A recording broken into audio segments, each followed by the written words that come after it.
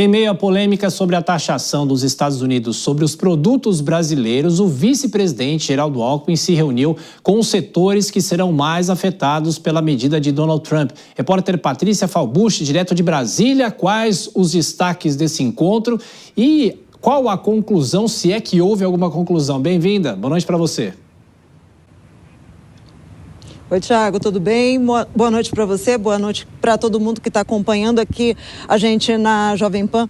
Thiago, hoje foi um dia, vamos dizer assim, de muita conversa, de muita reunião aqui no Ministério do Desenvolvimento, Indústria, Comércio e Serviços, que tem como ministro o vice-presidente da República, Geraldo Alckmin. Pela manhã, a reunião foi com o setor da indústria.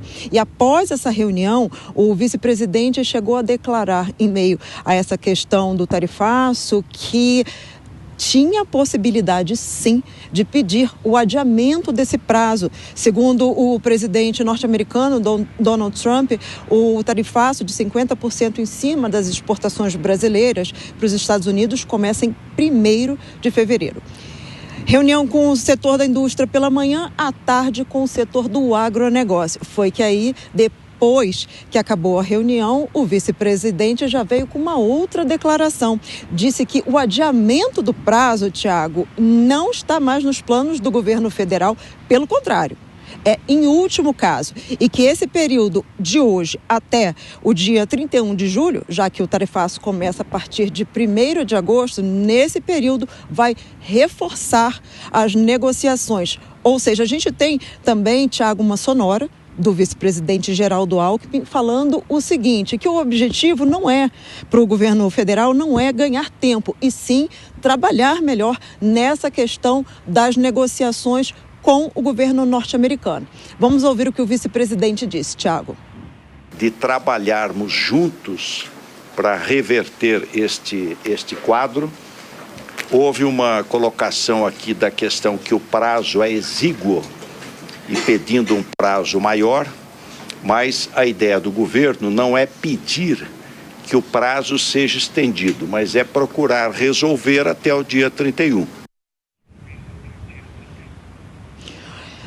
Tiago, é o seguinte, os representantes do agronegócio, eles pontuaram algumas coisas para esse comitê que está tratando sobre essa questão do tarifaço dos Estados Unidos. O que foi pontuado? A questão das exportações para os Estados Unidos, a gente está aí, por exemplo, com um carregamento de 12 mil caixas de manga, que se esse impasse não for resolvido, manga, uma fruta perecível, vai acabar estragando e, se estragar, o que acontece? É prejuízo financeiro, certo? Outras colocações também que foram feitas, mas principalmente os representantes tanto da indústria quanto do agronegócio solicitaram o quê? Que o governo federal não utilize os mecanismos previstos no decreto da lei da reciprocidade, que tente resolver de outras formas. Que outras formas são essas, então? Que os empresários, eles entrem em contato com os seus parceiros comerciais nos Estados Unidos para tentar sensibilizar aí o governo norte-americano em relação à revisão desse tarifaço, tá? E também o governo brasileiro está produzindo uma carta a ser enviada para a Embaixada do Brasil nos Estados Unidos com os argumentos. Que argumentos são esses? De que esse tarifaço é injusto para o Brasil e negativo para os Estados Unidos. Hoje, então, nós tivemos as 2 primeiras reuniões desse comitê criado a partir desse decreto da lei da reciprocidade, que tem como presidente o ministro Geraldo Alckmin, setor da indústria, setor do agronegócio. Amanhã, as negociações, as reuniões em relação a esse assunto, elas continuam. A gente tem uma outra sonora com o vice-presidente Geraldo Alckmin falando sobre a previsão da agenda de amanhã.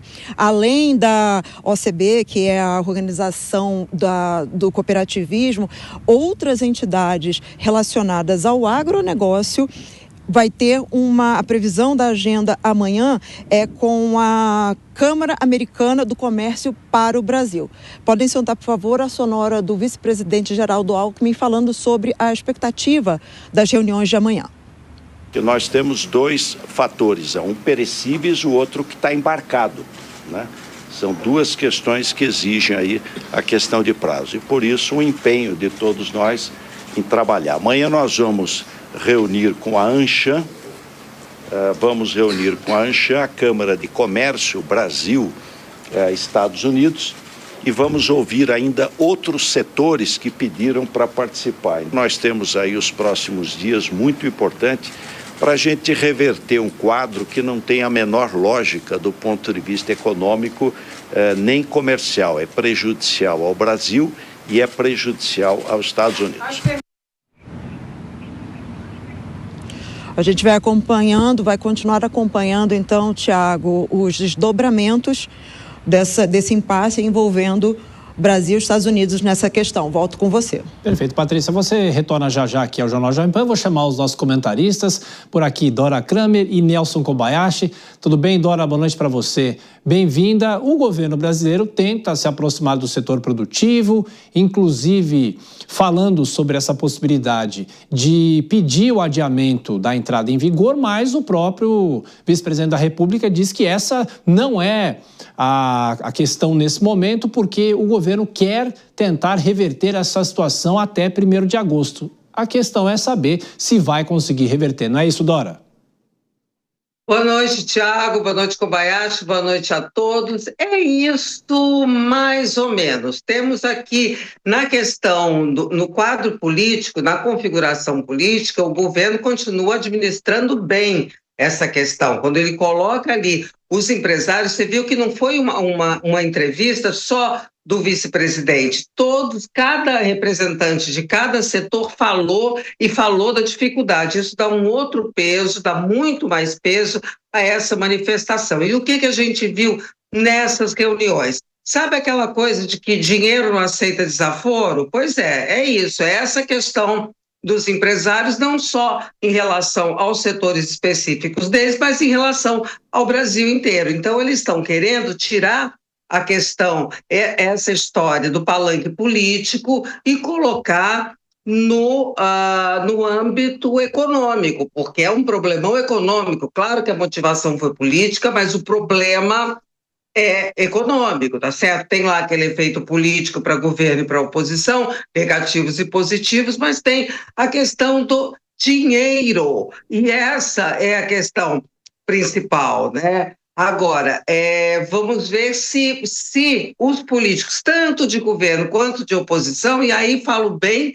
com destaque do presidente Lula, tá? Vão resistir a tirar essa crise do palanque político, principalmente o governo, que está em posição de vantagem agora. A dúvida, Kobayashi, é saber se toda essa crise foi motivada por uma questão política, pode se resolver pela questão econômica, uma saída econômica, mesmo sabendo que o governo dos Estados Unidos talvez não recuaria apenas com uma negociação comercial, é saber se isso efetivamente vai acontecer. Como é que se resolve uma questão política buscando questões econômicas? Bem-vindo, Kobayashi. Muito boa noite, Tiago, boa noite, Dora, boa noite a todos que nos acompanham. Você sabe, Tiago, que essa questão é uma das principais. O que motivou o Donald Trump a emitir esse anunciado de taxação de 50% para o Brasil? Segundo a carta, seria uma perseguição contra um aliado, Jair Bolsonaro, e as decisões do Supremo Tribunal Federal contra liberdade de expressão, plataformas digitais e aquilo tudo que a gente já conhece. Mas alguns analistas têm avaliado que não tem a ver com isso, na verdade. Tem a ver com a proximidade do Brasil com a China e com os discursos recentes do Brasil contra o valor do dólar, contra a utilização do dólar, e a linha do tempo, os momentos em que tudo aconteceu, parecem fazer sentido, dar sentido a esta análise. Então, no meu ponto de vista, concordando com essa análise de algumas pessoas que já vi falando a respeito, aparentemente Donald Trump tem usado convenientemente o argumento de Jair Bolsonaro, de Supremo Tribunal Federal, para pressionar o Brasil a se desassociar, ou pelo menos a amenizar essas várias críticas contra o Estado americano, principalmente no bloco dos BRICS. Só que isso não vai ser admitido jamais pelos aliados do Bolsonaro aqui no Brasil, porque isso invalida aquele argumento, que eu acho também difícil de entender o porquê, aquele argumento de aliados íntimos e próximos de Bolsonaro e de Trump. Esse argumento seria desconstruído se admitissem isso. Inclusive, colocam os próprios interesses políticos na frente do interesse coletivo agora, que é justamente os reflexos, os impactos dessa taxação e da crise que se instaurou.